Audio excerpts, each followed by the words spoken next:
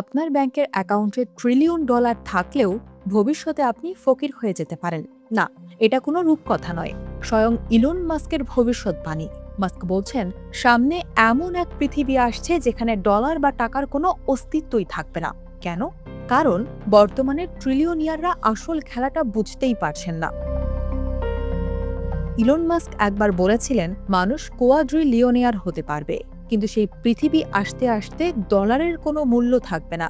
তখন থাকবে শুধু দুটি জিনিস, ভর এবং শক্তি। কেন এমনটা বলছেন তিনি? আমাদের বুঝতে হবে, টাকা আসলে কি। টাকা কোনো সম্পদ নয়, এটি কেবল একটি মাধ্যম এবং প্রতিশ্রুতির কাগজ। একটি জনমানবহীন দ্বীপে আপনার কাছে $1 ট্রিলিয়ন থাকলেও তা কাগজের টুকরো ছাড়া কিছুই নয়। কারণ সেখানে অভাব নেই, পণ্যের সংকট নেই। টাকা মূল্যবান তখনই হয় যখন বাজারে জিনিসের অভাব থাকে। এখন কৃত্রিম বুদ্ধিমত্তা আর রোবোটিক্স আমাদের উৎপাদন ব্যবস্থাকে বদলে দিচ্ছে। যখন একটি রোবট বিনা বেতনে দিন-রাত পণ্য উৎপাদন করবে, তখন পণ্যের অভাব থাকবে না। জিনিসের দাম নেমে আসবে শূন্যের কোঠায়। আর পণ্যের অভাব না থাকলে টাকার প্রয়োজনটা ঠিক কোথায়? কিন্তু এখানেই টুইস্ট। একটি মহাবিশ্বে পণ্য অঢেল করা গেলেও পদার্থ এবং শক্তি অঢেল নয়।